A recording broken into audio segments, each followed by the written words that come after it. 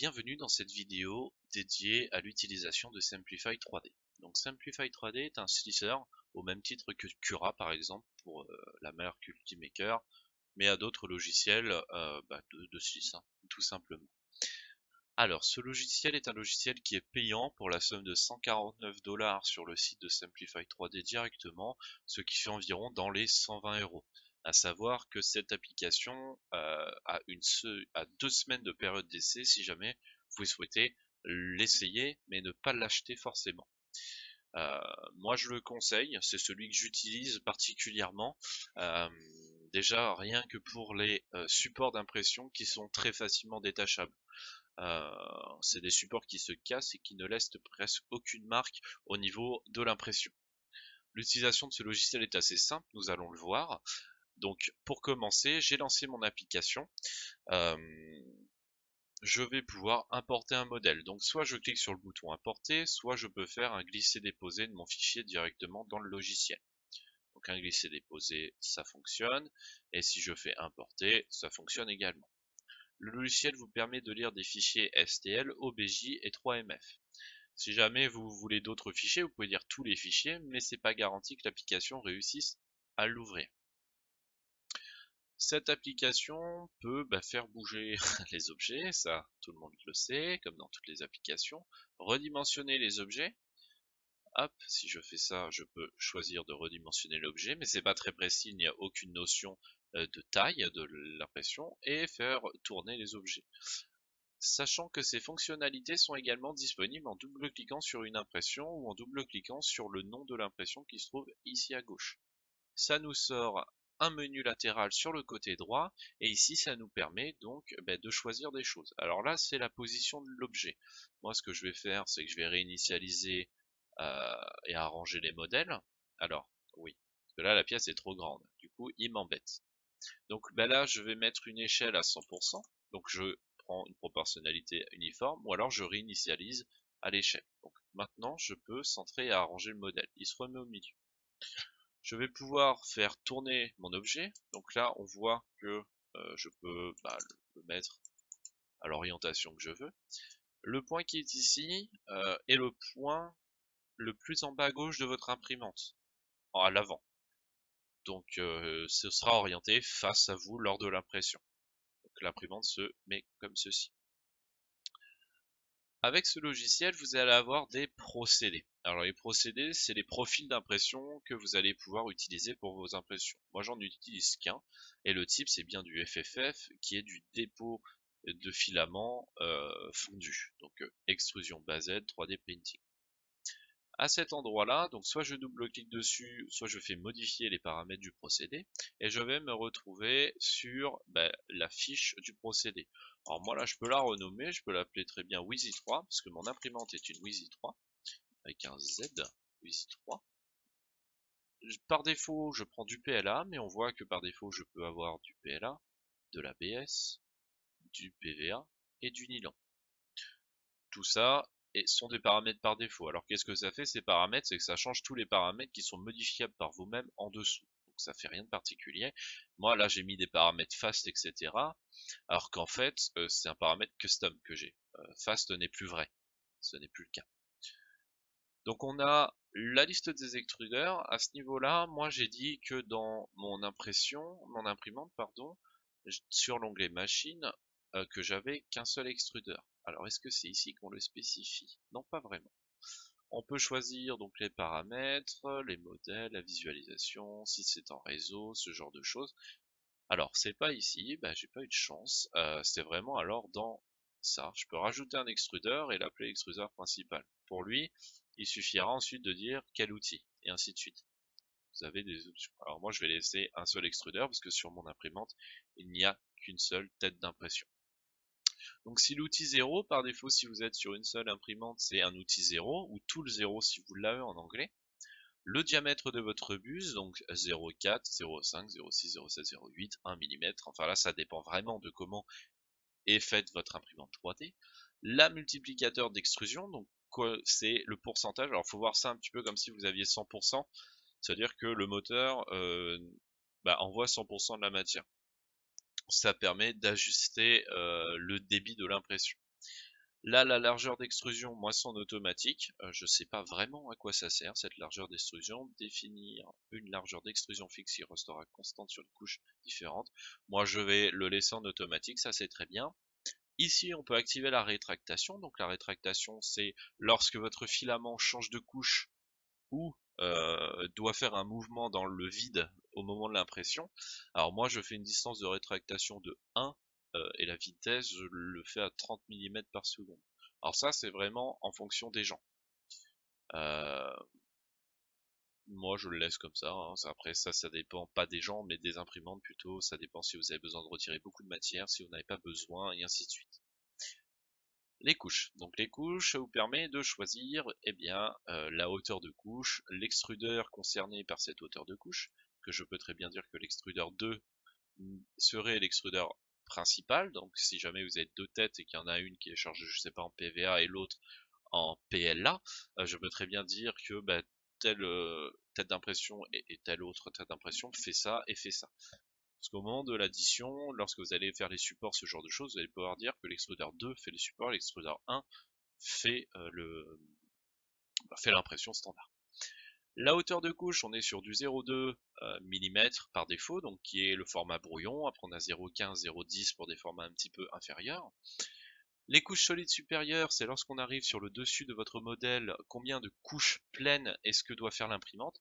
Moi je mets 8 parce que je me suis rendu compte que si je mettais en dessous, je me retrouvais souvent avec des trous au niveau de l'impression sur le dessus.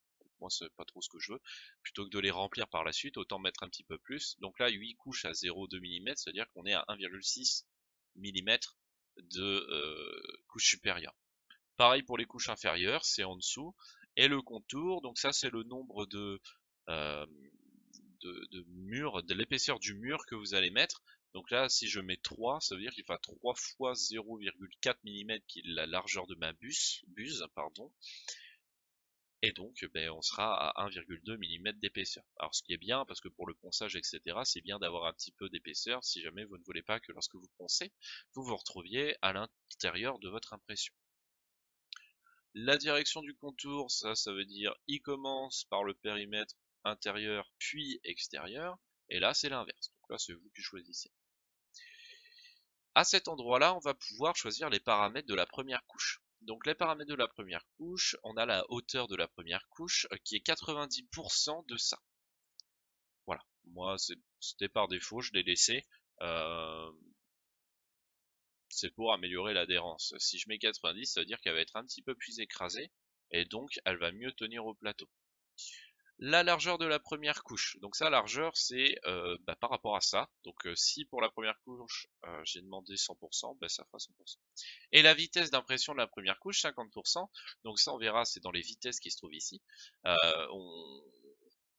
On imprime qu'à 50%. Donc ce qui veut dire que si je suis à 100 mm seconde, ça va imprimer à 50 mm seconde pour être sûr que la première couche s'applique correctement et que vous n'ayez pas des problèmes de décollement par la suite. Le point de départ, vous pouvez avoir, moi j'ai demandé d'optimiser les points de départ de chaque couche pour augmenter la vitesse d'impression. C'est-à-dire qu'il va optimiser ça pour que que ce soit le plus rapide possible. On peut avoir des points aléatoires, il part aléatoirement, ou alors choisir avec l'axe X, Y ce qu'on veut. Voilà. Au niveau de l'addition, on a les jupes, donc qui permettent d'avoir une impression autour. Donc ça, lorsque je mets une jupe, je vais vous montrer, je vais préparer l'impression. Tac, tac, tac. Je peux peut-être prendre un objet plus petit. Voilà. La jupe, c'est ce qui est à cet endroit-là. C'est les lignes qui sont là. D'ailleurs, si je vais pour le modifier, donc dans les additions, que je mets 10 mm de jupe, c'est-à-dire qu'il va faire 10 tours. Ah non, ça, pardon, c'est à 10 mm, j'ai mis la distance, excusez-moi. Donc là, moi c'est bien à 2 mm. Voilà, et si je mets 10 en nombre de jupes, enfin de contours de jupe, il va ici me mettre 10 couches. Alors à quoi ça sert pour moi dans mon cas? C'est pour m'assurer que quand il va commencer l'impression de l'objet en lui-même, que j'ai bien de la matière qui soit sortie. Parce que j'ai un plateau chauffant, donc l'impression va forcément tenir à mon imprimante. J'utilise également de la laque, de la 3D laque qui colle à partir d'une certaine température et qui ne colle plus en dessous d'une certaine température. Donc on a également un radeau, donc le raft. Donc ça c'est le squirt, ça c'est le raft. Le raft se met en dessous. Alors là pareil, on peut choisir quel extrudeur fait le raft et quel extrudeur ne le fait pas. Pareil pour le squirt, après on a le pilier et on a le bouclier anti-bavure. On a tout ça, moi c'est tout en extrudeur 1 parce que j'ai qu'une seule tête d'impression. L'imprimante que j'utilise pour la dual extrusion, ben, je me sers pas dans Simplify, je m'en sers directement dans Cura. Donc là, bah, si je choisis un radeau, il me demande les couches, la hauteur, enfin on a des options pour le radeau. Si je l'active et que je valide l'impression, on va voir que je vais avoir un radeau juste en dessous. Voilà, le radeau est là, donc il l'a mis. Moi je suis pas fan du radeau parce que ça laisse une impression pas super propre en dessous. Alors on se dit que c'est en dessous, c'est pas grave, mais moi je, je suis un peu pointilleux là-dessus, donc voilà. Le pilier d'amorçage, c'est si jamais vous avez de la dual extrusion, ça permet d'avoir un pilier qui se met dans un coin et qu'avant chaque couche, il aille faire un petit blabla pour commencer à sortir de la matière. C'est pour éviter que quand il commence une couche, que vous ayez une absence de matière sur l'une de vos deux extrudeuses et que du coup, bah, il puisse y avoir des trous dans l'impression. Donc il commence par imprimer ça et ensuite il va le faire. D'ailleurs, si je mets en play, alors on va se remettre au début, je vais mettre en prévisualisation par ligne. Il va commencer donc par le tour, ou alors je dis des bêtises. Ah bah visiblement je dis des bêtises. Oui c'est ça, et ensuite il change de ligne, voilà. Et donc il commence par faire ça avant d'attaquer l'objet en lui-même. Voilà. Ensuite, au niveau de l'addition, on a le bouclier anti-bavure. Alors ça, le bouclier anti-bavure, ça permet, lorsque vous avez une impression qui arrive, enfin la tête d'extrusion qui arrive, qu'elle commence par imprimer le bouclier anti-bavure avant de commencer à imprimer l'objet en lui-même. Alors c'est pratique dans le sens où si vous êtes en dual extrusion toujours, alors c'est vraiment des exemples pour la dual extrusion, pour éviter qu'au moment de l'impression, il sorte la mauvaise couleur plutôt que de la bonne. Du coup, il va passer sur le bouclier d'abord et il va enlever les impuretés se trouvant au bout. Alors impuretés, j'entends par plastique qui a coulé, ce genre de choses. Hein. Voilà. Alors moi j'utilise uniquement la jupe. Ensuite, on a l'onglet remplissage. Donc l'onglet remplissage, c'est pareil, c'est pour savoir à combien on va remplir son impression. Ici, j'ai un pourcentage de remplissage qui va changer ça. Je le retrouve sur tous les écrans, c'est juste que c'est plus rapide. Sauf que vous n'avez pas les options. Alors moi j'imprime en 15% de remplissage en Fast Honeycomb. Alors Fast Honeycomb, c'est comment, le motif que vous allez retrouver à l'intérieur de l'impression, donc qui est ce motif-ci. Si jamais on en veut un autre, ben on a un peu tout ce qui est possible. Si je le mets en rectiligne, je sais pas si je gagne en temps de quelque chose, je gagne un peu en temps d'impression, mais bon, je suis pas fan de ça. Je préfère avoir des trucs bien à l'intérieur.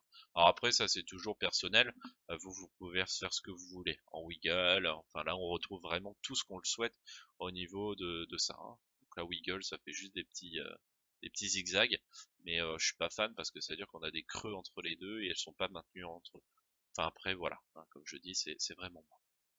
Donc je vais rester en face unique. Le motif de remplissage externe, je ne sais pas ce que c'est du tout. Voilà, moi c'est dit. Il va peut-être me le dire en me laissant la souris dessus. Détermine le motif de remplissage utilisé pour la surface externe de la pièce. Alors c'est peut-être pour ça, pour les surfaces externes. Je sais pas du tout, c'est pas très grave. Le pourcentage de remplissage, donc ça c'est ce que modifie ce pourcentage-là, ce petit slider de droite à gauche. Ensuite, je ne change rien d'autre, je touche juste au remplissage et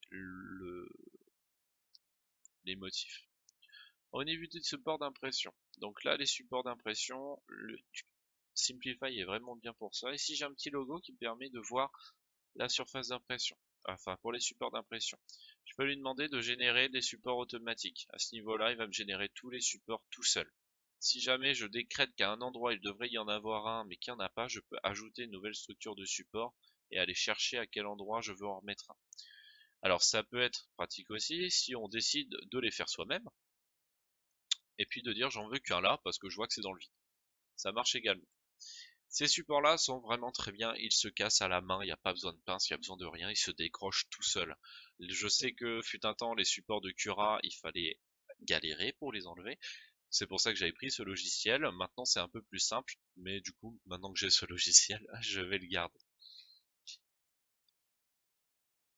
voilà, on a la densité des supports de remplissage, mais tout ça est modifiable directement à cet endroit-là. On peut dire la résolution des supports de piliers. Donc moi c'est 4 mm, c'est-à-dire que chaque support fera 4 mm d'épaisseur. Et le surplomb maximum, c'est à quel angle il va mettre les supports. Voilà. On a une notion de température ensuite. Alors moi au niveau, j'ai un extrudeur et un lit, parce que c'est un lit chauffant et une extrudeuse. Mon PLA, je le chauffe à 210 degrés et j'attends que le capteur se stabilise avant de lancer l'impression. Ensuite, je vérifie mon lit, enfin j'ai mon lit d'impression, hein, c'est comme ça qu'il s'appelle. Je le mets à 60 degrés parce que la laque que j'ai, elle colle au-dessus. 40 degrés, je crois, ou 50 degrés. Du coup, 60 c'est très bien, et puis le PLA accroche bien. Alors là, il faut pas tenir compte de ce qui est écrit là. Moi, c'est la température qui est là et qui est modifiable. Alors on peut modifier la température en fonction de la couche d'impression pour les lits chauffants. Ça n'a aucun intérêt. En revanche, pour l'extrudeur, c'est possible et c'est intéressant dans le sens où vous allez pouvoir faire des tours de température que vous pourrez retrouver un petit peu partout sur Internet. Je peux dire qu'à partir de la couche numéro tant, je change la température. À partir de la couche numéro tant, je change et ainsi de suite. Alors attention, parce que toutes les modifications que vous allez faire à cet endroit-là, il sera repris lors de la prochaine impression. Donc si vous rajoutez des valeurs ici, pensez à les enlever entre temps. Au niveau du refroidissement, bon là j'en ai deux, ça sert à rien. À partir de la couche 1, je suis à 100%. Je sais que pour l'ABS, normalement, on refroidit pas la première couche. Donc là, vous pourriez mettre couche numéro 1, 0%. Couche numéro 2, 100%. C'est possible de faire ça. Donc là, je vais remettre 100%. Voilà, donc c'est en pourcentage, hein, faut pas dire je mets à 255, c'est un pourcentage. Euh, c'est tout. Voilà. On a possibilité pour le G-code de dire des choses. Alors moi ça j'y ai jamais touché. Je pense pas que je vais y toucher. Alors sauf le décalage, je pense que je vais y toucher. Pourquoi? Parce que sur mon imprimante, le 0 ici n'est pas le 0 de mon imprimante. Alors je risque d'y toucher très prochainement. C'est tout. Ici, je vais retrouver les dimensions de mon imprimante. Donc moi c'est du 210 par 185. Je peux décaler l'origine, du coup c'est plutôt là que je vais le décaler. On a le minimum, le centre, etc. On peut inverser le X et Y, on peut décaler la tête d'impression, on peut faire beaucoup de choses en fait. Voilà. Au niveau des scripts, c'est tout ce qui va concerner la modification du G-code à la fin de l'impression, au début de l'impression, au changement de couche, à la rétractation et au changement d'outil. Moi, à cet endroit-là, j'ai juste rajouté à la fin ça, ce qui permet de remettre les axes X, Y à 0. Alors pourquoi j'ai fait ça? Parce que avant, il y avait juste G28, c'est-à-dire qu'il remettait les trois axes à 0. Donc aux origines, le problème c'est que l'impression se retrouvait derrière et que du coup je ne pouvais plus sortir l'impression, j'étais obligé d'attendre ou de remonter les moteurs à la main. C'était pas top, du coup c'est ce que j'ai fait. On peut choisir en quel format je vais sortir mes fichiers. Donc moi c'est du G-code par défaut, hein, voilà. On pourrait même rajouter une célébration à la fin de l'impression, enfin on peut faire vraiment beaucoup de choses. On a les vitesses d'impression. Alors moi j'imprime en 45 mm par seconde. Pour le contour, je fais qu'à 50% du 45 mm par seconde. Pour le remplissage solide, 80%. Mais sinon, voilà. Moi 45, pourquoi? Parce que sinon ma qualité d'impression n'est pas suffisante à mon goût. Avant j'imprimais à 90, j'étais pas satisfait, j'ai mis de la moitié et je suis satisfait. Faudrait que je fasse des tests pour pouvoir mettre peut-être 50, 55, 60 pour tester. Mais bon, 45 me convient très bien et les temps d'impression ne sont pas abusés. Donc ça me va très bien. À cet endroit-là, je ne touche à rien parce que je n'en ai jamais eu besoin. Et c'est tout. Voilà. On a des outils de réparation également dans l'application qui permettent, si jamais vous avez un objet qui a les normales qui seront inversées, vous pouvez inverser l'orientation de la surface, réparer les triangles renversés, réparer les normes et ainsi de suite. On a vraiment beaucoup de choses. Je peux calculer des volumes pour savoir combien est-ce que ça va générer de chaud, de matière. Enfin, c'est vraiment très très complet. On peut convertir une image en 3D, on choisit l'image, il nous la génère pour la lithographie, et ainsi de suite. Voilà, une fois que vous êtes satisfait de l'impression, vous pouvez, enfin de vos paramètres, vous pourrez préparer l'impression. Donc cette préparation d'impression, elle est bien, dans le sens où si vous faites commencer l'impression par USB, en temps réel ici, vous aurez où en est l'imprimante. Alors, je sais, quand vous êtes en USB, c'est-à-dire que l'imprimante est à côté, et que donc de le montrer en visuel, ça ne sert à rien. En revanche, si jamais vous êtes pas en USB, bah, vous pouvez sauvegarder le fichier sur une clé USB, sur une carte SD, sur tout ce que vous voulez, et ça va vous générer le G-code. On va avoir également tout ce qui est les têtes d'outils pour le coloriage, le type de fonctionnalité, le processus actuel et les vitesses de mouvement. En général, on voit qu'il oscille entre 34,7 et 49,8 en vitesse d'impression, et je peux très bien faire la lecture pause pour qu'il me l'affiche l'impression, pour voir comment est-ce que ça va être fait. Voilà. Donc c'est tout pour le tour de Simplify 3D, qui est un logiciel pour moi qui est très très bien. Après, c'est à voir comment est-ce que vous fonctionnez, si vous avez les moyens d'investir dans ce logiciel, et ainsi de suite. Le plus long en fait, c'est de trouver ces bons paramétrages. Une fois que c'est bien paramétré, il n'y a plus rien à faire parce que tout est paramétré. Une fois que vous avez trouvé vos bons paramètres, tout va bien. Après, vous aurez juste à changer la hauteur d'impression, éventuellement la vitesse d'impression, ce genre de choses. Dans la prochaine vidéo, je vous ferai une petite comparaison entre une impression entre Cura de Ultimaker et une impression de Simplify 3D. Alors peut-être que la différence ne sera pas énorme, parce qu'il est possible que j'ai bien réglé Cura ou bien réglé l'imprimante, je ne sais pas. En tout cas, je vous montrerai quand même une comparaison entre les deux pour m'assurer, pour vous montrer la différence qu'il peut y avoir entre les deux. Voilà. En tout cas, je vous souhaite une bonne visite sur Internet et je vous dis à très bientôt. Au revoir.